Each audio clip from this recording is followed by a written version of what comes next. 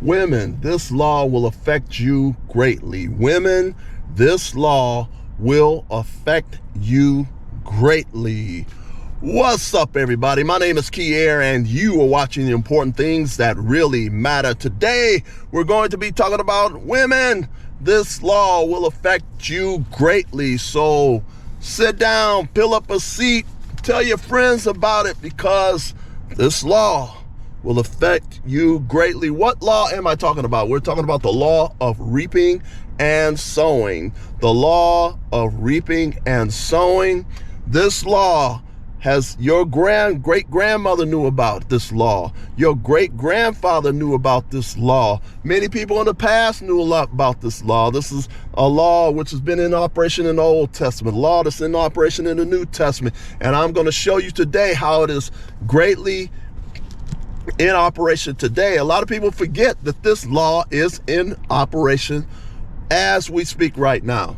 And if more people were more aware that this law is in operation, more people would treat people properly like they're supposed to. Instead of trying to finesse people out of money, try to scam people out of money, or try to do people wrong. What this law, which is the law of reaping and sowing, means is this: that whatever you do to another person or a group of people, whatever you do to them will come back to you. If you do good to a person, or if you do good to a group of people, that will come back to you. But also too, if you do evil to another person, if you do evil to a group of people, that will come back to you too. It can come back to you any number of ways. Number one, it can come back to you in terms of the same exact thing that you did to a person could come back to you just the way you did it to another person. Or it can come back to you like that, and sickness and disease and financial problems. All of these things can come back to you in all of these different ways. And some people right now are wondering why things are not working out with their life. Many people are wondering why things are not working in their life, why they got so much confusion in their life. And if you look back, you look at a person's history or so, that person may be a person that was keeping a bunch of confusion in other people's lives. And now they got a bunch of confusion in their life. So let me tell you about this law that's in operation, and what happened to a particular friend of mine and what happened to this woman. And so what ended up happening was I went to a Big Ten university, all right? And so I ran to this guy that I went to school with. We actually lived in the same dormitory at this Big Ten university. And so years later, him and I ran into each other. We ended up going to the same church. We went to the same large mega church. So anyway, I happened to see him, and he tells me that he has been seeing this woman that also used to go up to the same university that we went to. So I'm like, who is this that you say that you're now seeing? And he told me what her name was. And since I want to protect the innocent by not telling the woman's name, I'm gonna say her name was, how about we use Madam X, okay? Madam X went to the same university that we all went to. And Madam X was a very attractive woman. She was fine. Madam X was fine. I mean, beautiful face, small waist, nice hips, nice shapely behind, nice shapely breasts. I mean, beautiful woman, okay? Beautiful. And so a friend of mine said he was seeing her, and I'm like, so you're seeing Madam X? Yeah. I'm like, man, you better leave that woman alone. He's like, what do you mean? I'm like, dude, I'm trying to tell you, you better leave that woman alone. So why should I leave her alone? I said, dude, your girl used to date my boy up at the university, you know, and a buddy of mine who was at university, him and I, we both were in engineering, and we both had classes in the engineering school, okay? And so I was trying to tell him, I'm like, listen, man, she screwed around on him left and right. She supposedly had a boyfriend at another university and him. And at the university where we were at, she was screwing around with some football players and basketball players too. I mean, so basically in a nutshell, this woman gets around, or was getting around, probably still getting around. So I was trying to tell the man, I was like, dude, leave that woman alone. I don't care how good she look. I don't care how fine she is, how built she is. Leave her alone. She did so much damage to a friend of mine at the university that we went through I believe that he dropped out of school because of her. He will never admit to it. He will never admit to it, but I truly believe that he dropped out of school because of all the damage that this woman had did to him. So anyway, I was trying to tell this brother this. I said, man, leave that woman alone, leave her alone, leave her alone. He said, well, I know about her past. I said, you do? He said, I know about her past, and she know about my past too. So I'm like, okay.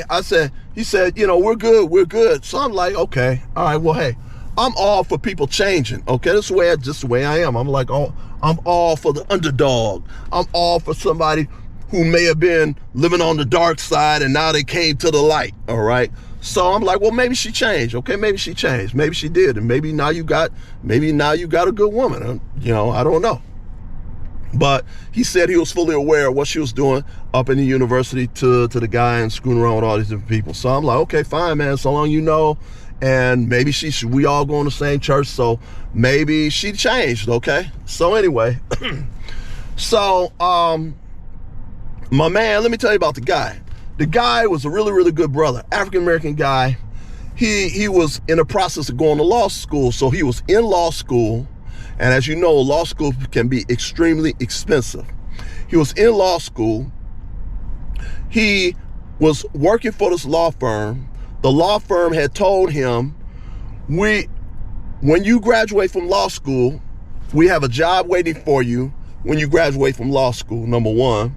Number two, we're going to give you, and if we talk about in today's numbers, the law firm was giving him somewhere about $50,000 a year just to go to law school.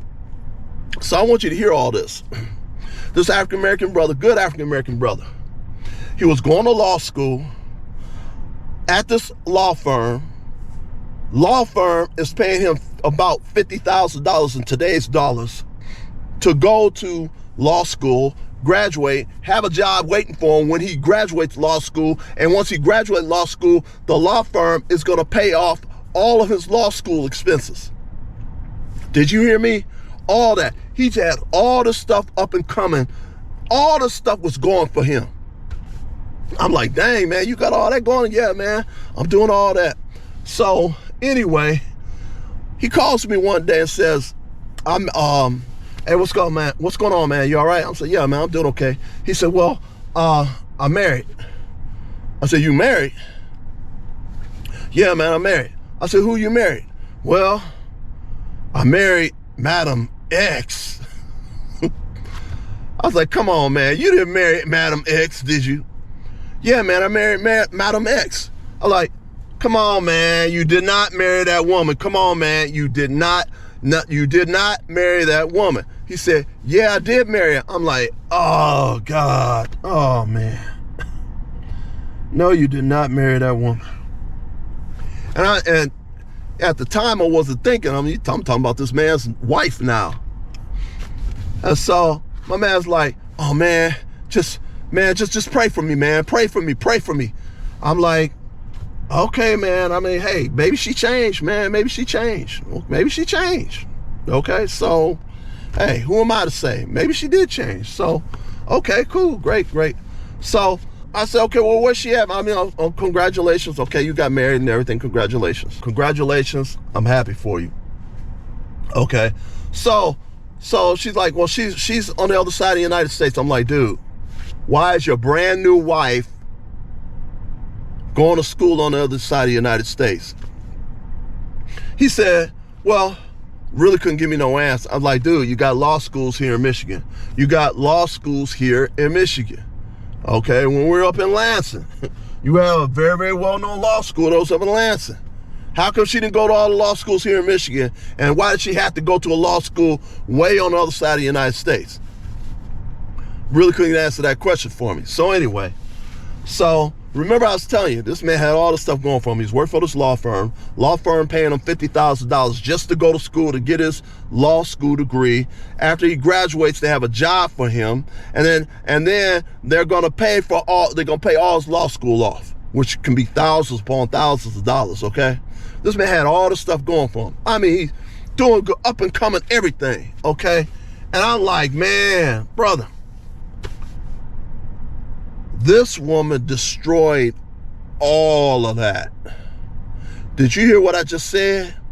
This woman, Madam X, destroyed all of that about this brother. I mean, he quit the law firm, dropped out of law school, went to go be with his wife on the other side of the United States. He sits up here and tells me, before he left, somebody called him and say, don't come out here. I'm like, man, that sounds like whatever guy she's screwing around with out there, telling you don't come out here. You just married her. That man dropped all of that stuff that was going for him and went to go be with his wife. He gets out there to the other side of the United States, find out his wife screwing around with everybody. I'm like, man, I tried to tell you, man. I tried to tell you. He called me later on, man, you the only one that told me. You the only one that told me, man. This woman completely destroyed this man's career. Do you hear what I'm saying? This woman completely destroyed this man's career. So he's out there on the other side of the United States. He ends up divorcing this woman because she out there running the street, being a 304, also known as the HOE. So I'm like, dang, man, I'm really sorry to hear all that. I'm really sorry to hear all that. So he calls me a number of months later, tells me he was back in town. He said, guess who I seen? I said, who you seen? He said, I seen Madam X. Like, dude, okay, so what happened? He said, you won't believe what happened. I said, what happened, man? He said, Madam X came up to me and said, I want to get back together with you. She did all this damage to you, destroyed your career with the law firm, all these things going for you. She destroyed all of that because she want to be in the street, left you, and now she wants to come back? Yeah, she wants to come back. He said, but that's not the kicker. I said, what the kicker is? This is what we're talking about. We're still talking about the law of reaping and sowing, the law of reaping and sowing, the law of reaping and sowing. That's what we're talking about. He tells me, she comes up to me and says, I want to get back together with you. I was like, I hope you didn't try to go back with her. No, I didn't go back with her. He said, guess what happened to her? I said, what? She's got HIV. I'm like, oh, wow. She has HIV? See, this is what we're talking about, the law of reaping and sowing. She destroyed this man's career. She was out on the street. She destroyed this man's career. Her life could have exponentially gotten better. But this woman destroyed this man's career, destroyed her marriage, which ended up destroying him.